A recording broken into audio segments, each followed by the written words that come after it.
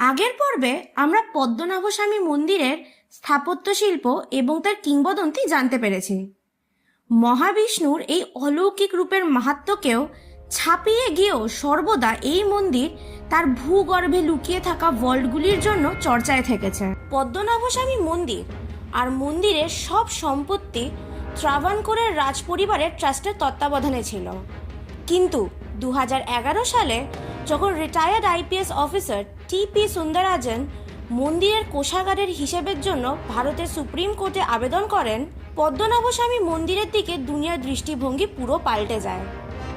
আবেদন অনুযায়ী supreme court archaeology department এবং দমকল কর্তৃপক্ষদের মন্দিরের নিচের গোপন ভল্টগুলোকে খোলার এবং তার ভেতরের জিনিসগুলো পরিদর্শন করার নির্দেশ দেয়।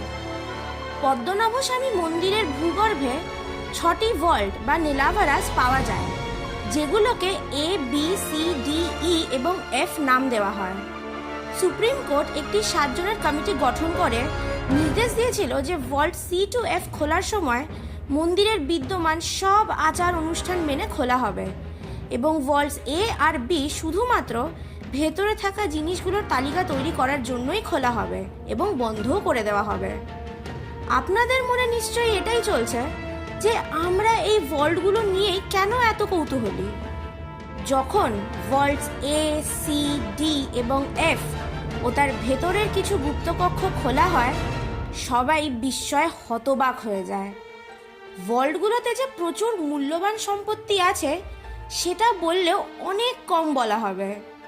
তালিকাভুক্ত সম্পদের মধ্যে 1.1 মিটার দৈর্ঘ্য, শত হিরে, রুবি ও অন্যান্য অনেক মূল্যবান পাথর খচিত খাঁটি সোনার মহাবিষ্ণুর মূর্তি, 5.5 মিটার লম্বা সোনার চেন, 500 কেজি ওজনের সোনার শিফ, 36 কেজি ওজনের সোনার ঘোমটা, 1200টা বহুমূল্য পাথর খচিত সোনার সারাপ্পাল্লি মুদ্রা এবং আরও অনেক বস্তা ভর্তি সোনার প্রত্নবস্তু, গলার হার, হিরে, রুবি, ডায়াডেম, অনেক রত্নপাথর ও অন্যান্য অনেক মূল্যবান ধাতু পাওয়া গেছিল।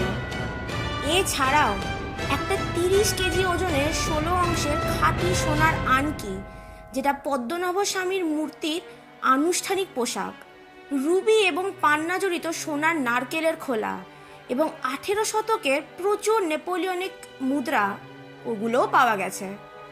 2014 রিপোর্টে ভল্ট এতে একটি 800 কেজি খ্রিস্টপূর্ব 200 সালের অনেক সোনার মুদ্রার ঢের পাওয়া গেছে, যেগুলোর এক একটির মূল্য প্রায় 2.7 কোটি।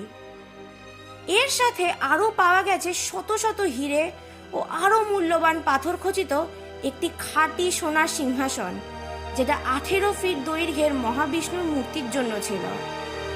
আরও অনেক রিপোর্টের দাবি যে ভল্টগুলোতে বহুমূল্য পাথর খচিত 3টে খাঁটি সোনার মুকুটও নাকি পাওয়া গেছে, আর সাথে সাথে প্রচুর সোনার চেয়ার, কলসি ও আরও অনেক বস্তু।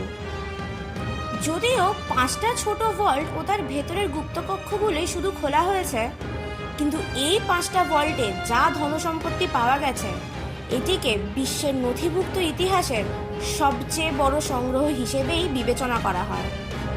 চেরা, পাণ্ড্য, ত্রাভানকোরের রাজপরিবার, কোলাথেরেস, পল্লবদের মতো বিভিন্ন রাজবংশ ছাড়াও চোল এবং অন্যান্য অনেক রাজা এবং মেসোপটেমিয়া, জেরুসালেম, গ্রিস, রোম এবং পরবর্তীকালে ইউরোপের বিভিন্ন ঔপনিবেশিক শক্তি এবং অন্যান্য দেশের শাসক ও ব্যবসায়ীদের দ্বারা দেবতাকে দান করা এবং পরবর্তীকালে সেখানেই সংরক্ষণ করা মূল্যবান জিনিসগুলি কয়েক হাজার বছরেরও বেশি সময় ধরে মন্দিরেই জমা হয়েছিল বলেই মনে করা হয়। যদিও 5টা ভল্ট খোলা হয়েছিল, ভল্ট বিটা কিন্তু যুগের পর যুগ কখনো খোলাই হয়নি। কিন্তু কেন?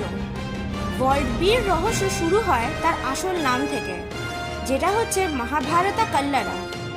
ভগবত পুরাণ বলে যে বলরাম যখন থিরুবনন্তপুরমে আসেন তখন তিনি পদ্মতীর্থমে স্নান করেন। সেই জলাশয়ের ধারে অনেক বলরাম ভক্ত সাধু সন্ন্যাসীরা তার কাছে সেখানে থেকে উপাসনা করার আবেদন করেন। বলরাম তাদের ইচ্ছে মেনে নেন এবং এটাই বিশ্বাস যে সেই সাধু সন্ন্যাসীরা ভল্ট বির ভেতরে শ্রী পদ্মনাভস্বামীর উপাসনায় মগ্ন। এটাও বিশ্বাস যে নাগা দেবাথস এবং কাজিরোত্তু ইয়াক্সি দুজনেই ভল্ট বি এর ভেতরে থাকে এবং শ্রী পদ্মনাভ স্বামী পূজা করেন। আর উগ্র নারসিমহা ওই ভল্টের রক্ষক।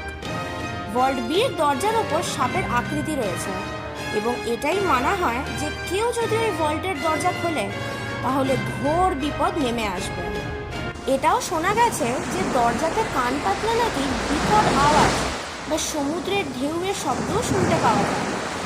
ভল্ট বি এর নাগ দ্বারা মন্ত্রপুত বন্ধ করা দরজা শুধু সেই সন্ন্যাসীরাই খুলতে পারবে যারা গরুর মন্ত্র খুব ভালো করে জানেন। একটি খবর এমনও পাওয়া যায় যে একবার একদল লোক যখন ভল্ট বির দরজা খুলেছিল তখন অনেক সাপ তাদের উপর আক্রমণ করে এবং তাদেরকে প্রাণ ভয়ে পালিয়ে যেতে বাধ্য করে, যদিও এই খবরের সত্যতা যাচাই করা যায়নি। টিপি সুন্দরাজনের হঠাৎ মৃত্যুর পর ও আরও নানা কারণে ভল্ট বি আর কখনো খোলাই হয়নি। এই ভল্ট বিতে কি আছে তবে? সত্যি কি কোনো অলৌকিক রহস্য লুকিয়ে রেখেছে সে তার দরজার উল্টো দিকে? এই উত্তর আমরা তো দিতে পারলাম না, কিন্তু আপনাদের মতামত আমাদের কমেন্ট সেকশনে নিশ্চয়ই জানান। ভিডিওটা ভালো লেগে থাকলে লাইক করুন এবং আরও অনেকের সাথে শেয়ার করুন।